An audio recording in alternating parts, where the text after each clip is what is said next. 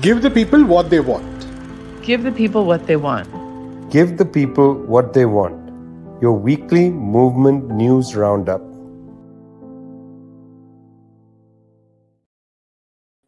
You're with Give the People What They Want, brought to you by People's Dispatch. That's Zoe and Prashant. I'm Vijay from Globetrotter, coming to you every week. This is our 134th episode. As usual, laser focused our eyes on the question of world hunger. Every time the United Nations brings out a report on the question of hunger, we are right there. People's Dispatch, Globetrotter, not trying to ever obfuscate the fact that people are getting hungrier and hungrier. Prashant, this report, 1 in 10, I know that the numbers are obviously not as high in these reports as reality, but the trend line is pretty startling. Right. I mean, I think there are two things. One is that I think, of course, like I said, all said and done, these reports are probably an underestimation. And also the fact that when we talk about something like hunger, these official reports often carry categories. And, the numbers that I mentioned here, people falling into various categories. So we're not talking about hunger versus a good diet or hunger versus good health for that matter. We're talking about various levels of hunger, and which is why the numbers are in that way really staggering as well in their own respects. So I think the latest report, and this report is by, of course, 5 organizations: the Food and Agriculture Organizations, the World Health Organization, the United Nations Children's Fund, all of them sort of compiling this report, and which says that 691 million and 783 million, anywhere between this is the total number of people who are facing hunger. Mind you, this is not the people who have access to a good diet. We'll come to that later. Or don't have access to a good diet. We'll come to that later. And I think 2 important trends that we need to capture, because we're looking at this number, like I said, between 691 million and 783 million people. And if you take, say, the mid-level number that's around 730 or 720 million, this is still a huge increase from pre-pandemic levels. So over the past 2 years, people often said that, okay, the pandemic is the reason why things have got bad. Now people are saying the Ukraine war is the reason why, things are a bit bad, etc., etc. But one thing to note is that even if the pandemic had not been considered, and now this is 2023, we can't use that excuse anymore. The fact is that we are still massively, far more people are hungry when compared to the pre-pandemic years. And I think the numbers are, again, 9.2% of the world's population faces chronic hunger in 2022 as opposed to 7.9% in 2019. And I think this is interesting also to sort of look at in the context when the most important question is that, is the problem one of food production itself? And the answer is that clearly it's not, because there is enough food for, I think, to almost feed the world's population twice over, almost. So definitely, if close to 1 billion people, of 730 million people are facing chronic hunger, clearly it's not an issue of availability of food or the production of food. It's definitely a question of how food is distributed, how the world economy is structured itself, which gives rise to this crisis. And if we go a bit more into the details, there are some other numbers which are almost as shocking as well, which is that if you look at the number of people who do not have access to safe, nutritious and sufficient food, that's around nearly 30% of the world's population. So you see, that is it's an incredible number. 2.4 billion people facing moderate or severe food insecurity. And that, I think, is more than enough evidence of the fact that there is definitely a problem, and you cannot blame this on the pandemic. You cannot blame this on the war, because the report itself says so, which is the fact that if the pandemic had not happened, if the war had not happened, we still would not be in a position to meet our goals for 2030, which was to eliminate hunger. And this is one of the Sustainable Development Goals that the United Nations had put forward, that by 2030 we should eliminate hunger.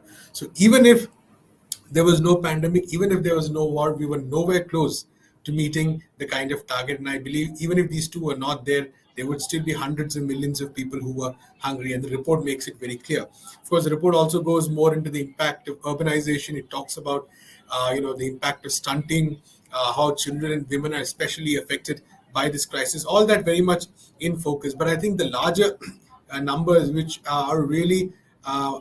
really make you question what is it about how the world is structured right now. And this context also just recently went to the Tricontinental dossier on a different developmental model. And I think it stresses some of a very similar set of points, that it's capitalism itself and the kind of development model it has brought across the world that really is responsible for this glaring lack of equality among people, and the fact that millions and hundreds of millions of people are remaining hungry in 2023 at a time when we are producing enough food to almost feed the world twice over. It's a really important story. We're going to keep following this, of course. But let's move on now to another interesting development.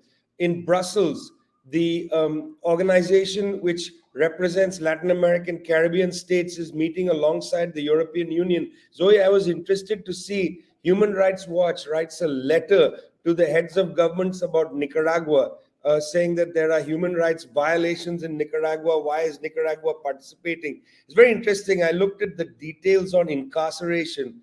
Nicaragua incarcerates 332 people per 100,000 of population. United States incarcerates 664 people per 100,000 population, double the incarceration rate. I didn't see Human Rights Watch write a report about the United States to the NATO members. We're going to come back to the NATO summit. What's going on in Brussels? I mean, you could even say, how are any of the European countries having the moral ground to even participate in any international space if we're going to put limits on countries in that way? But yes, they are meeting Monday and Tuesday in Brussels. Heads of state from CELAC, heads of state from European Union, a important bilateral meeting, bi-regional meeting, that is the first in 8 years. Quite an interesting moment. We're seeing that CELAC, which is, of course, a platform of regional integration of Latin America and the Caribbean, which for a couple of years had sort of fallen into the background as the Organization of American States was attempting to resurrect itself. But that has once again proved not possible for the OAS. Has now kind of just been relegated to this figure of ridicule and distress.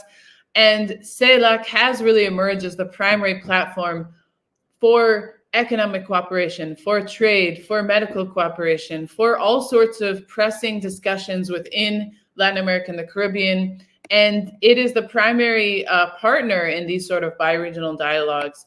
And so they're going to Brussels Monday and Tuesday. But this meeting has not been without its difficulties. And so in this week leading up to the summit, several Latin American authorities and civil society organizations have been raising the alarms about the attitude of the European Union regarding the summit. It would appear that Europe is still trapped in this sort of colonial mentality where it thinks that it can dictate who comes to the table, what they discuss, and what sort of positions they're going to take. And so specifically with the war in Ukraine, the European Union wanted to invite Volodymyr Zelensky to participate in the summit, despite the fact that the countries of Latin America and the Caribbean have really maintained, the majority of them, a position of neutrality, a position of non-involvement, of non-alignment, of refusing to send weapons, of refusing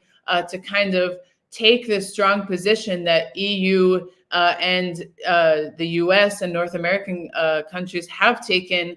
The EU also, in their draft declaration that was circulated to CELAC before in this week, it also included a clause that sharply condemned Russia, that expressed support behind Ukraine. This was also rejected by Latin American leaders who, again, have had this position of non-alignment. And finally, of course, the EU has continued to attack countries, including Nicaragua, including Venezuela, and they even passed a resolution in the European Parliament days before the summit, of course, in an attempt to intimidate against Cuba, saying that Cuba was a violator of human rights and that Díaz-Canel, who is currently in Europe, who traveled to Europe for the summit, should be sanctioned by the EU. So these are clear acts of, in some ways, the resolution against Cuba is an act of intimidation. They also said that authoritarian leaders should not participate in the CELAC EU summit. Nevertheless, Latin American leaders are determined to make this summit a success. The cooperation between these two regions is crucial, especially in the area of development and especially in the area of the environment, where Latin America, of course, is a region where many different European countries, different companies operate, where they extract and exploit the natural resources of Latin America as well. So it's very important that there is dialogue between these two regions, that they can come to agreements, that they can engage in a space that's of equal respect. And I think that's really what the Latin American leaders have called for. Well, in Brussels, you had this place called the NATO headquarters down the road from where CELAC and the European Union will be meeting, just down the road in Brussels, in Belgium. But this time, the NATO summit was not held in Brussels. It towards the continent. It was held in Lithuania, in Vilnius, on the 11th and 12th of July. Now, that's interesting. Lithuania is one of the first countries that was in the USSR to join NATO. It joined NATO in 2004. Lithuania is also interesting because prior to the Russian entry beyond the Donbass line into Ukraine on the 24th of February, Lithuania was already supplying weapons to Ukraine. It has a very long history of links to this Ukrainian government. And there was some expectation from Volodymyr Zelensky of Ukraine that at this NATO meeting in Vilnius, Lithuania, Ukraine would be given, as it were, a clear path into NATO membership. This issue of NATO membership is interesting. Neither the United States nor Germany were happy to allow a full-scale entry of Ukraine into NATO at the Vilnius summit, principally because they worried that this would immediately trigger Article 5 of the Washington Treaty, which set up the North Atlantic Treaty Organization in 1949. Article 5 of the Washington Treaty says that if one member of a NATO state is attacked, then others must respond in kind. It's a collective, quote-unquote, defense agreement. That was the articulated hesitancy coming from Washington and from Berlin. Well, okay, but on the other hand, of the 28 countries that have been arming Ukraine, 25 of them are NATO countries. And in fact, NATO has been in the lead here, providing not only diplomatic support to the Ukrainian government, but also military assistance and aid of different kinds. Now, Ukrainian forces are training in many NATO countries, often at bases which are used by NATO. So it's very difficult for NATO to say that Ukraine has not been to some extent brought in. But this hesitancy by the United States and by Germany did disappoint Mr. Zelensky, who at a public rally in Vilnius directly and frontally condemned these countries for not absorbing Ukraine into NATO immediately. There is a suggestion in Washington that Mr. Zelensky is being a little petulant with some of his comments. After all, NATO is doing everything it possibly can. And in fact, a close reading of the Vilnius communique demonstrates that effectively the United States and Germany have said that Ukraine is going to enter NATO, that is an inevitability. It's simply a matter of having the hostilities either suspended with some sort of ceasefire or the end of this conflict, after which NATO will absorb Ukraine. I think that was very clear in the Vilnius statement. Equally interesting was the situation of Sweden. Sweden had applied to join NATO. Swedish membership had been blocked by Turkey and Hungary. Well, Turkey said that the problem with Sweden is that Sweden is a refuge for anti-Turkish Kurdish militants and others, and also that Sweden allows people to go off and burn the Quran in public. Well, the Swedes have tightened up some of their laws to try to placate Mr. Erdogan, and as well Sweden deported some of the anti-Turkish radicals who were in Sweden.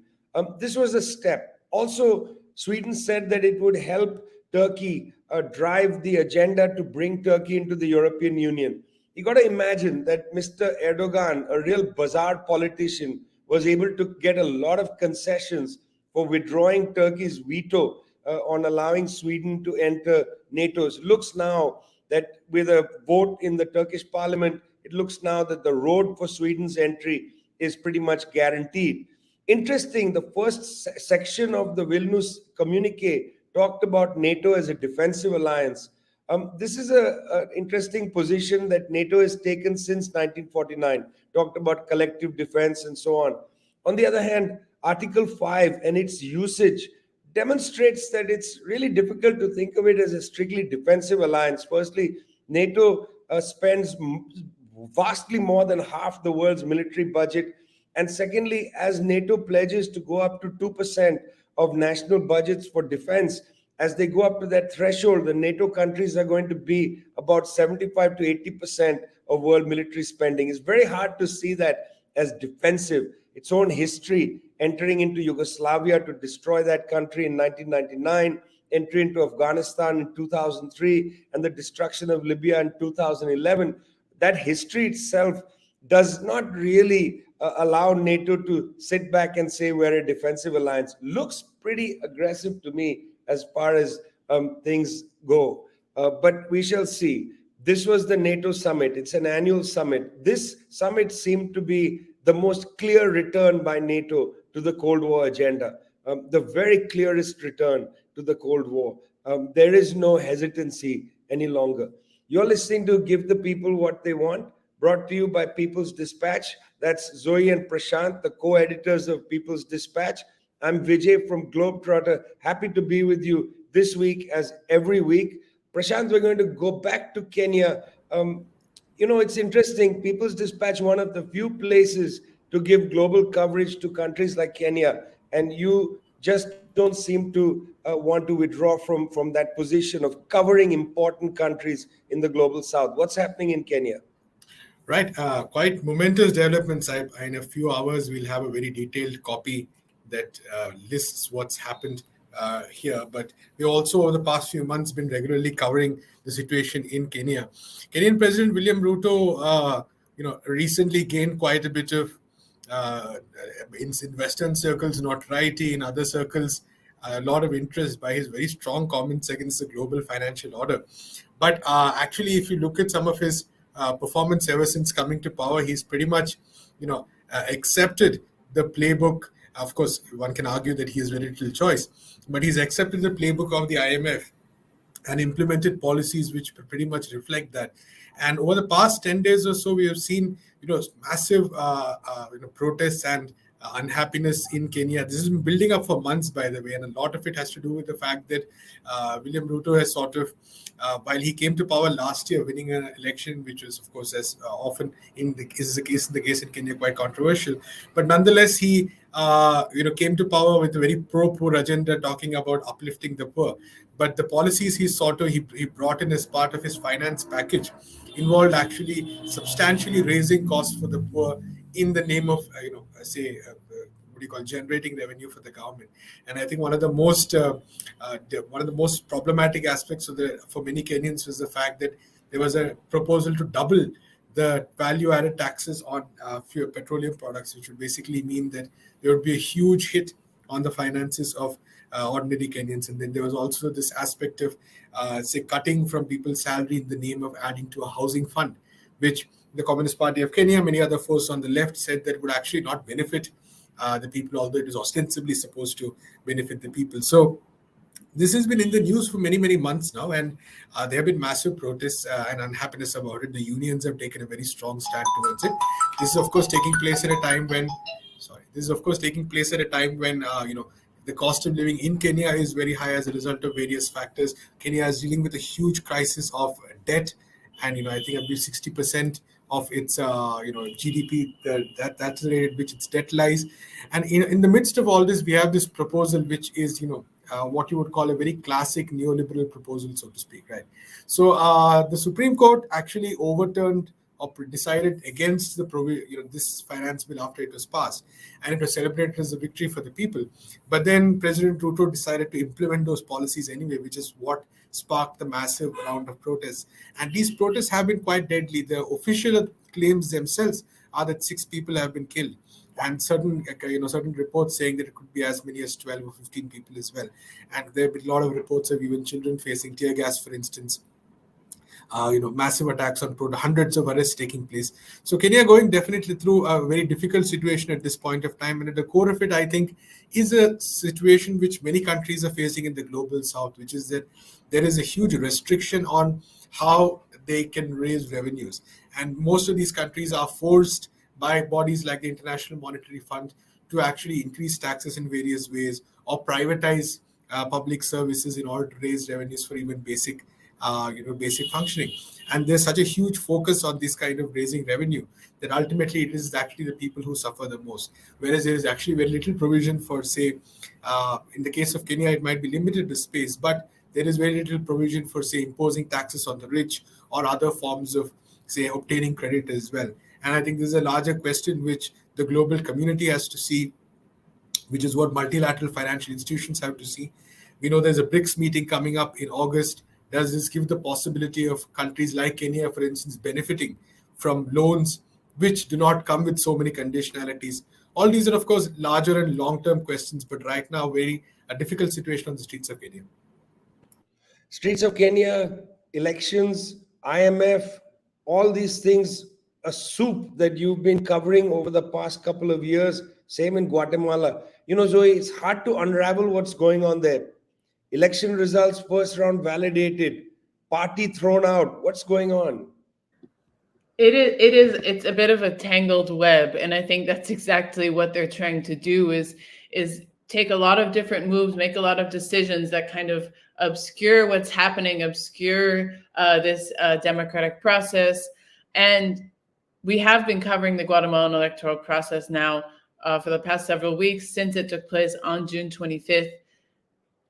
I'll try to summarize it in a few words so it doesn't get lost. People go to the polls on June 25th.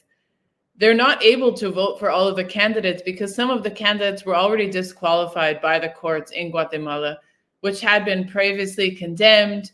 They were disqualified on technicalities despite being heavily favored in the opinion polls. So people go to the polls on June 25th.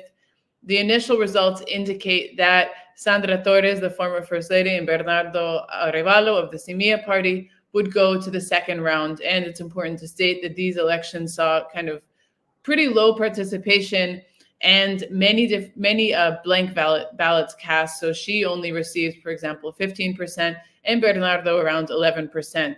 So these initial results indicate that they will be going to the second round. Days later, right-wing parties that did not make it to the second round lodge a formal complaint and say that there was fraud and that there needs to be a recount, and the official results, which had not been released yet, should be suspended. So the court says, okay, we're going to suspend the release of these results, and we're going to do a bit of a recount and assess these complaints. This process takes place, and Wednesday, July 12th, the Supreme Electoral Court releases the final results, affirming that Sandra Torres and Bernardo Arevalo are going to the second round of elections on August 20th. An hour later, a different court in Guatemala suspends the Semilla Party, says that it suspends the legal character of this party, saying that when they were collecting signatures for these elections, about 5,000 of them were done allegedly illegally. However, according to the Guatemalan Constitution, you cannot suspend the legal representative of one of the parties that is actively participating in these elections. So the courts are at sort of this impasse where you have the Electoral Court saying that this party is going to the second round. You have another court, the Constitutional Court, saying that the Semilla Party is suspended.